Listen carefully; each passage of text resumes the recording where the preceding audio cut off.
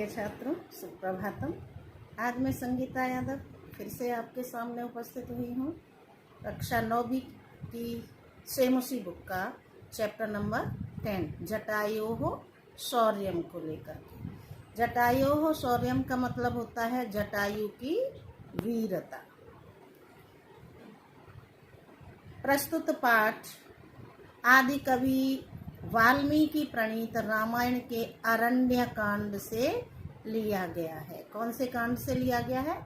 अरण्य कांड से लिया गया है, जिसमें जटायु और रावण के युद्ध का वर्णन है। जब रावण ने सीता का हनन कर लिया था और सीता को चुरा करके पंचवटी ले गया था, तो वहां पर पेड़ पर बैठे जटायु पर सीता की दृष्टि पड़ी और सीता ने जटायु से प्रार्थना की कि हे जटायु, अगर आप मुझे देख रहे हो तो इस दुष्ट रावण के चंगुल से मुझे छुड़ा लो किसी भी तरह से। बहुत दुखी थी सीता। पंचवटी कानन में सीता का करुण विलाप सुनकर पक्षी श्रेष्ठ जटायु उनकी रक्षा के लिए दौड़े। वे रावण को परदारभिदर्शन रूप निंद्य एवं दुष्कर्म से विरत होने के लिए कहते हैं। जटायु रावण से कहते हैं कि हे रावण, दूसरे की स्त्री पर नजर मत डालो, सीता को छोड़ दो, इस दुष्कर्म से दूर हो जाओ, ऐसा दुष्कर्म मत करो। रावण की अपरिवर्तित मनोवृत्ति अर्थात रावण पर जटायु ने जो भी कहा उसका रावण पर कोई प्रभाव नहीं पड़ा। वो जो कर रहा था उसी काम को निरंतर करता चला जा रहा था। इसलिए फिर जटायु ने क्या किया? जटायु ने अपने तीखे नाखूनों से और पंजों से रावण के शरीर में अनेक घाव कर दिए और उसका धनुष भी तोड़ दिया, धनुष को खंडित कर दिया। टूटे धनुष, मारे गए घोड़े और सारथी वाला रावण विरथ होकर, विरथ का मतलब रथ से रहित होकर, रथहीन होकर के पृथ्वी पर गिर पड़ा। रक्षा सीता की किसने की थी? जटायु ने की थी। तो इसी पाठ को हम पढ़ेंगे आज। सा स्त्रीलिंग का है। सा तदा करुण वाचो विलपन्ती सुदुखिता वनस्पति गतम गृधम ददर्श आयत लोचना। आयत लोचना का मतलब है बड़ी बड़ी आंखों वाली। सा उसने, किसने? सीता ने। तदा तब, करुणा वाचो करुण वाणी में, विलपंती विलाप करती हुई, क्षत्रिय प्रत्यय है यहाँ पर, विलाप करती हुई, सुदुखिता दुखी, गृधम जटायु को, वनस्पतिगतम पेड़ पर बैठे हुए जटायु को, ददर्श देखा। सीता ने पेड़ पर बैठे हुए जटायु को देखा। तदा तब, अत्यंत दुखी, करुणो वाच अत्यंत दुखी, विलपंती विलाप करती हुई, सुदुखिता बहुत अधिक दुखी, आयत लोचना विशाल नेत्रों वाली सीता की नजर पेड़ पर बैठे हुए जटायु पर पड़ी। वनस्पति गतम गृधम ददर्श, पेड़ पर बैठे हुए जटायु को सीता ने देखा। ये था आपका श्लोक नंबर 1। श्लोक नंबर 2 में क्या कहा है सीता ने जटायु से?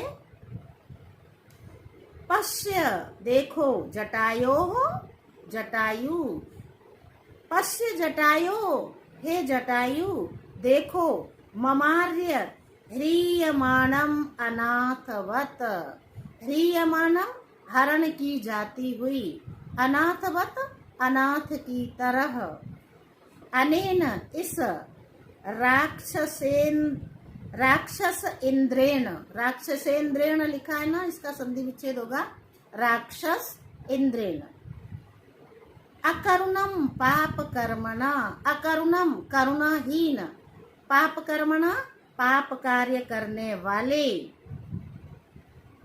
अनेन राक्षसेंद्रेण इस राक्षस के द्वारा, ह्रियमाणम चुराई जाती हुई, हरण की जाती हुई, अनाथवत अनाथ की तरह, मम आर्य जटायो पश्य, माम आर्य जटायो पश्य, हे आर्य जटायु आप मुझे देखो। इस दुष्ट रावण के द्वारा पाप कार्य करने वाले दुष्ट राक्षस रावण के द्वारा चुराई जाती हुई, हरण की जाती हुई अनाथ की तरह से मुझे आप देखो। ये दुष्ट रावण मुझे किस तरह से मेरा हरण कर रहा है। ये था श्लोक नंबर 2। श्लोक नंबर 3 देखेंगे। तम शब्दम अवसुप्तः तु जटायु रथ शुश्रुवे, जटायु अथ, जटायु रथ लिखा है ना, तो जटायु का विसर्ग लगा लेंगे, र का विसर्ग हो जाएगा और अथ निकलेगा इसके बाद। जटायु अथ शुश्रुवे निरीक्ष्य रावणम क्षिप्रम वैदेहीम च ददर्श स। तम शब्दम अवसुप्तम, अवसुप्तम का मतलब है सोए हुए, अवसुप्तः तो सोए हुए, जटायु जटायु ने, अथ इसके बाद, तम शब्दम शुश्रुवे उस शब्द उस आवाज को, सीता के उस शब्द को सुना। अथ इसके बाद, तम शब्दम अवसुप्तः तु जटायु उस शब्द को सोते हुए जटायु ने शुश्रुवे सुना। निरीक्ष्य रावणम क्षिप्रम, क्षिप्रम कहते हैं शीघ्र ही, जल्दी से। निरीक्ष्य निर उपसर्ग ईक्ष धातु और ल्यप प्रत्यय। निरीक्ष्य का मतलब होता है देख कर। रावणम रावण को, क्षिप्रम रावणम निरीक्ष्य शीघ्रता से जल्दी से रावण को देखकर, वैदेहीम च ददर्श सा उसके बाद उसने सीता को देखा। फिर सोते हुए जटायु ने उस शब्द को सुना और शीघ्र ही रावण को देख करके उसके बाद वैदेही विदेह प्रांत के राजा की पुत्री वैदेही को देखा, अर्थात सीता को देखा। ये था आपका श्लोक नंबर 3। श्लोक नंबर 4 देखेंगे। ततः इसके बाद, पर्वत श्रृंगाव तीक्ष्ण तुंडः खगोत्तमः, खग अलग करेंगे और उत्तमः अलग करेंगे, आ और उ मिलकर ओ बना है, खगोत्तमः हो गया। खगोत्तमः का मतलब होता है पक्षियों में श्रेष्ठ। ततः इसके बाद, पर्वत श्रृंगाभ पर्वत की तरह से, पर्वत की चोटी की, श्रृंग कहते हैं शिखर को, श्रृंग किसको कहते हैं? शिखर, चोटी। ततः इसके बाद, पर्वत श्रृंगाभ पर्वत की चोटी की तरह से, तीक्ष्ण तेज, तुंडः चोंच वाले, खगोत्तमः उस पक्षी राज ने, वनस्पति गतः पेड़ पर बैठे हुए, श्रीमान व्याजहार शुभाम गिराम, श्रीमान ने अर्थात जटायु ने रावण को शुभ वचन कहे। पेड़ पर बैठे बैठे ही जटायु ने रावण को शुभ वचन बोले। वो शुभ वचन कौन से बोले हैं वो अगले वाले श्लोक में आएंगे। ततः इसके बाद, पर्वत श्रृंगाभ तीक्ष्ण तुंड खगोत्तमः, पर्वत श्रृंगाभ पर्वत के शिखर की तरह से, तीक्ष्ण तेज, तुंड चोंच वाले, खगोत्तमः पक्षीराज ने, पक्षीराज जटायु ने वनस्पति गतः पेड़ पर बैठे हुए ही श्रीमान शुभाम गिराम व्याजहार, व्याजहार का मतलब होता है अवदत्त, श्रीमान अर्थात रावण को शुभाम गिराम व्याजहार शुभ वाणी से कहा, शुभ वचन बोले। किसने बोले? जटायु ने। क्या कहा रावण से? निवर्तय मतिम नीचाम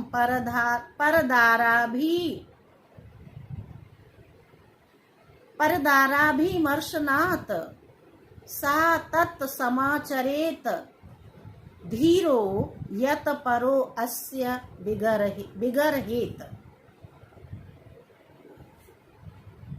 निवर्तय का मतलब होता है रुक जाओ,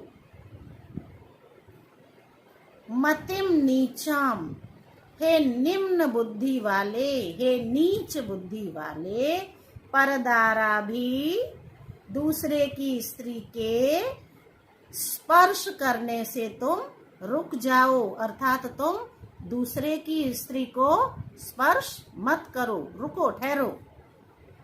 ना तत्समाचरेत धीरो यत परो अस्य बिगरहेत का मतलब होता है निंदित।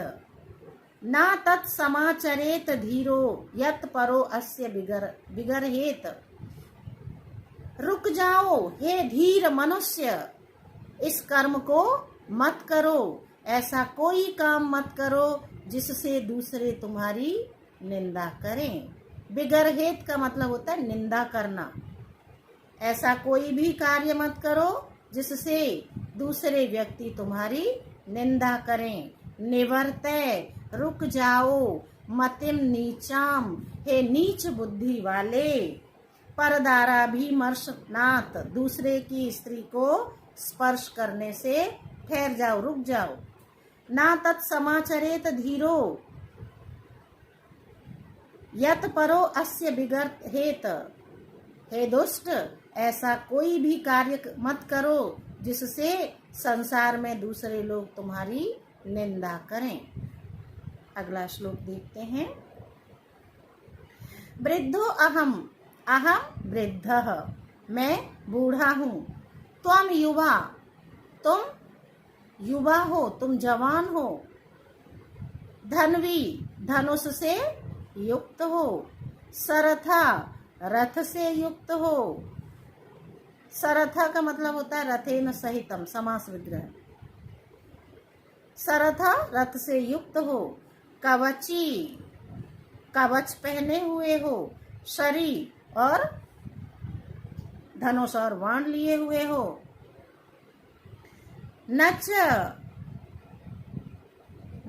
अपि आदाय कुशली वैदेही में गमिष्यामि, फिर भी मेरी सीता को तुम न च अपि आदाय कुशलीम वैदेही में गमिष्यसि, फिर भी तुम मेरे पास से कुशलता पूर्वक सीता को नहीं ले जा सकते।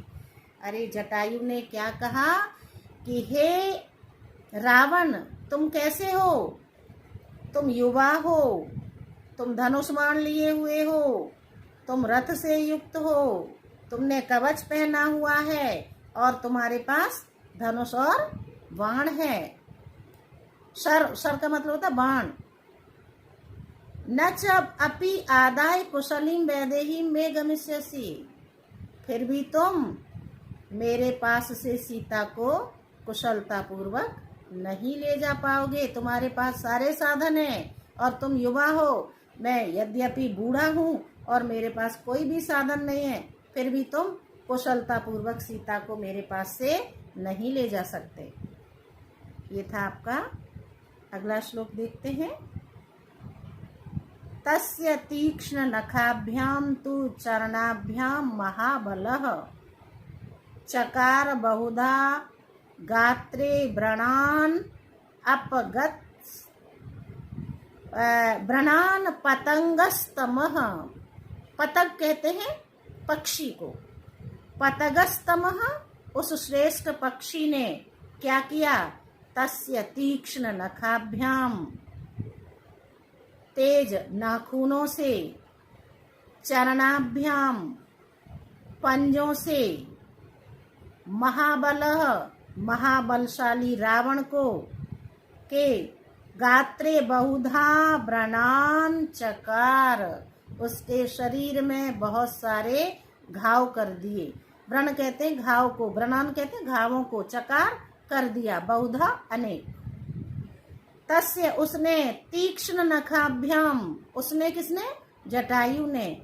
तीक्ष्ण नखाभ्याम, तेज नाखूनों से, चरणाभ्याम च, और पंजों से, महाबल, महाबलशाली रावण के, गात्रे, शरीर में, व्रणान बहुधा चकार, पतगस्तमः, उस पक्षी श्रेष्ठ ने रावण के शरीर में अनेकों घाव कर दिए। उस रावण के शरीर को घायल कर दिया, चोंच से और पंजों से। अगला श्लोक देखते हैं। ततो अस्य, ततः अस्य सशरम चापम मुक्तामणि विभूषितम, चरणाभ्याम महातेजा बभांज अस्य, बभंज अस्य महत धनु। बभंज का मतलब होता है तोड़ दिया, महत कहते हैं बहुत बड़ा, धनु कहते हैं धनुष। ततः इसके बाद, अस्य इसके, सशरम चापम उसका जो धनुष बाण था उसको, और मुक्तामणि विभूषितम मोती और मणियों से विभूषित, मोती और मणियों से विभूषित उसके धनुष बाण को तोड़ दिया। महातेजा, महान तेजस्वी, किसने? जटायु ने। बभंज अस्य महत धनु, इसके विशाल धनुष के टुकड़े टुकड़े कर दिए। ततः फिर, महातेजा, महान तेजस्वी, किसने? जटायु ने। तस्य उसके, अस्य, ततः अस्य इसके बाद उसके, मुक्तामणि विभूषितम मोती और मणियों से सुशोभित, चरणाभ्याम पैरों से,